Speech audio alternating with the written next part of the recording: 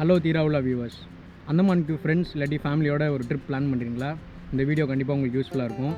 நிறைய பிளேசஸ் இருக்குது, மறந்துடக்கூடாதுன்னு தான் இங்கே எழுதி வச்சுருக்கேன்.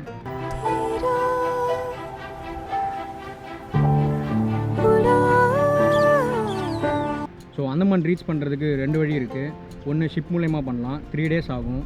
செகண்டு ஃப்ளைட் வழியாக வரலாம், 3 hours ஆகும். ஃப்ளைட்டில் எப்படி சீப்பாக புக் பண்ணுறது, அதுக்கப்புறம் எங்களோட ஃப்ளைட் எக்ஸ்பீரியன்ஸ் வந்து நாங்கள் ஷேர் பண்ணியிருக்கோம். அந்த வீடியோ லிங்க்கில் போடுறேன், அதை பாருங்கள்.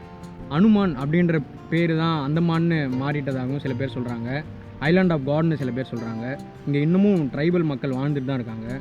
500+ ஐலாண்ட்ஸ் இருக்குது, ஆனால் எல்லாமே டூரிஸ்ட்க்கு அலௌடு இல்லை, கொஞ்சம் தான் அலௌடு. இங்கே மோஸ்ட் ஸ்போக்கன் லாங்குவேஜ் வந்து ஹிந்தி அண்ட் தமிழ். நாங்கள் பார்த்த வரைக்கும் பெஸ்ட் சீசன் வந்து ஆகஸ்ட் டு ஃபெப் தான். அந்த டைமில் ஃபாரினர்ஸ் நிறைய பேர் டூர் வருவாங்க. ஸோ அந்த டைமில் கொஞ்சம் காஸ்ட்லியாக இருக்கும். நீங்கள் பட்ஜெட்டில் பிளான் பண்ணுற மாதிரி இருந்ததுன்னா உங்களுக்கு சம்மர் சீசனான மார்ச், ஏப்ரல், மே அதுதான் பெஸ்ட்டு. ரெசார்ட்ஸ் சீப்பாக கிடைக்கும், ஹோட்டல்ஸ் சீப்பாக கிடைக்கும், ஃபுட் எல்லாமே சீப்பாக இருக்கும், க்ரௌடும் கம்மியாக இருக்கும். நீங்கள் நிறையா சுற்றலாம், க்ரௌட்ஸ் இல்லாமல் சுற்றலாம். அண்டு ஜூன், ஜூலையில் வந்து இங்கே நிறைய மழை பெய்யும். ஸோ அப்போ வந்து வாட்டர் ஆக்டிவிட்டிஸ் ஸ்டாப் பண்ணிடுவாங்க. அந்த சீசனில் பிளான் பண்ணாதீங்க. சப்போஸ் நீங்கள் அந்த சீசனில் பிளான் பண்ணாலும் ஃபோன் பண்ணி அந்த ஆக்டிவிட்டீஸ்லாம் அலௌடா அப்படின்ட்டு ப்ரியராக நீங்கள் கேட்டுட்டு வர்றது பெஸ்ட்டு. இப்போ நீங்கள் ஃபர்ஸ்ட் டைம் வரீங்க அப்படின்னா வித் ஃபேமிலி ஒரு ஃப்ரெண்ட்ஸ், ஒரு 3-4 days தான் லீவ் இருக்குது அப்படின்னா உங்களுக்கு சவுத் அந்தமான் பிளான் பண்ணலாம். அதை பார்க்கவே டைம் கரெக்டாக இருக்கும். சவுத் அந்தமானில் என்னெல்லாம் பார்க்கலாம்னா, பிரிட்டிஷ் பீரியடில் இந்தியாவோட இண்டிபெண்டன்ஸ்க்காக ஃபைட் பண்ண ஃப்ரீடம் ஃபைட்டர்ஸ் அடைச்சி வச்சுருந்த செல்லுலார் ஜெயில் பார்க்கலாம். சுதந்திர வீரர்கள் எவ்வளோ கஷ்டப்பட்டு நமக்கு ஃப்ரீடம் வாங்கி தந்திருக்காங்கன்றத ஈவினிங் டைமில் லைட் ஷோ அரேஞ்ச் பண்ணி காமிக்கிறாங்க. உங்களுக்கு வரலாற்று சிறப்புமிக்க இடம் போகிறது பிடிக்கும்னா கண்டிப்பாக செல்லுலார் ஜெயில் போங்க. ஹிஸ்ட்ரி பிடிக்கும்னா அப்போ அந்தமானில் வாடுற காட்டுவாசிகளை பற்றி நீங்கள் தெரிஞ்சுக்கலாம். அதுக்கு போர்ட் பிளேரில் இருக்கிற ஜோனல் ஆந்த்ரோபாலஜிக்கல் மியூசியம் போனால் அந்தமான் காட்டுவாசிகள் எப்படி வேட்டையாடினாங்க, என்னெல்லாம் விரும்பி சாப்பிடுவாங்க, எப்படி வீடு கட்டுவாங்க, என்ன லாங்குவேஜ்லாம் பேசுகிறாங்க அப்படின்றத பற்றி நிறைய தெரிஞ்சுக்கலாம். அந்தமானில் கமர்ஷியல் ஃபிஷிங் பேன் பண்ணியிருக்கிறதால இங்கே நிறைய கடல் உயிரினங்கள் இருக்குது. அந்த மீன்கள்லாம் எப்படி இருக்கும், எங்கே வாழும், எப்படியெல்லாம் ரீப்ரொடக்ஷன் பண்ணும், கோரல் ரீஃப்ஸ் எப்படி ஃபார்ம் ஆகுது, எவ்வளோ நாள் உயிர் வாழுங்கிற மாதிரி நிறைய இன்ட்ரெஸ்டிங்கான விஷயங்களை தெரிஞ்சுக்க போர்ட் பிளேர் அக்வாரியமுக்கு போய் பாருங்கள். போர்ட் பிளேரில் இருந்து 3 மணி நேரம் ஃபெர்ரியில் ட்ராவல் பண்ணி ஏஷியாஸ் பெஸ்ட் பீச்னு அவார்ட் வாங்கின ராதாநகர் பீச்சுக்கு போய் சன்செட் பார்க்கலாம். இது ஹேவ்லாக் ஐலாண்டில் இருக்குது. வாட்டர் ரொம்ப க்ளீனாக இருக்கிறதால scuba diving and other water activities try பண்ண இது ஒரு பெஸ்ட் பிளேஸ்.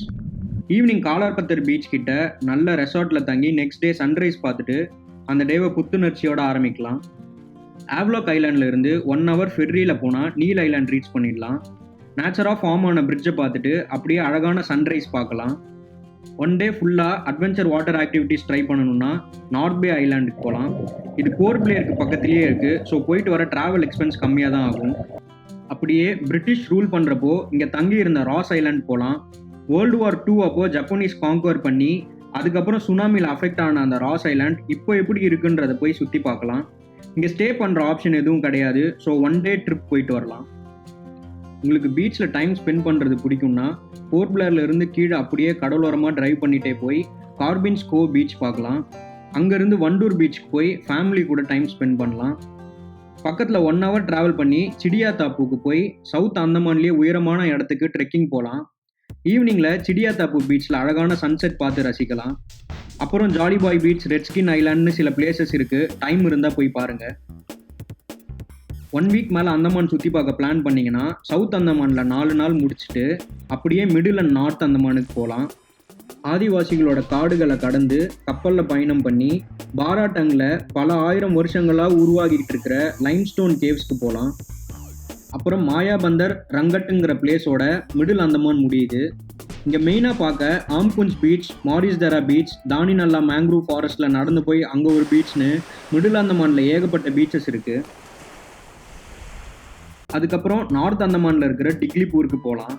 அங்கே ராஸ் அண்ட் ஸ்மித் ஐலாண்ட்னு 2 தனி ஐலாண்டை கனெக்ட் பண்ணுற ஒரு அழகான சாண்ட் பார் இருக்குது. அது மேலே நடந்து 2 ஐலாண்டையும் சுற்றி பார்க்கலாம். பீச் ரொம்ப க்ளீனாக இருக்கும். ஸோ கடலில் குளிக்க இது ஒரு நல்ல இடம். அங்கேருந்து போட்டில் ரிட்டர்ன் வந்துட்டு நைட் டைமில் காலிப்பூர் பீச்சில் டர்ட்டில் நெஸ்டிங் பண்ணுறதை பார்க்கலாம்.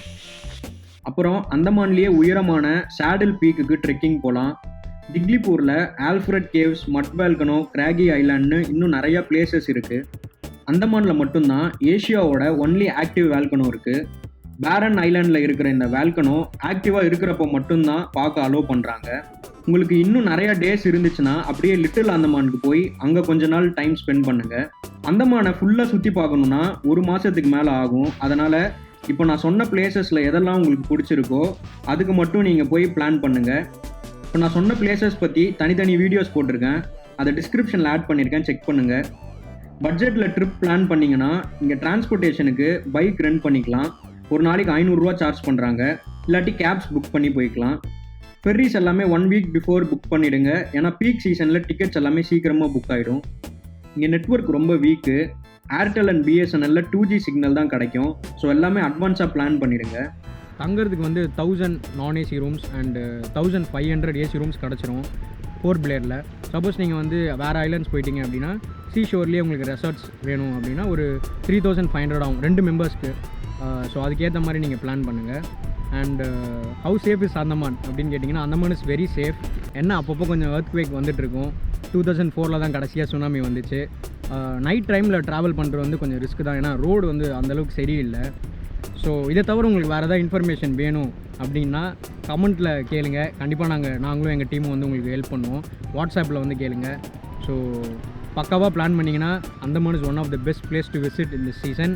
கண்டிப்பாக மிஸ் பண்ணாமல் போங்க. அடுத்த ட்ராவல் வீலாகில் பார்ப்போம்.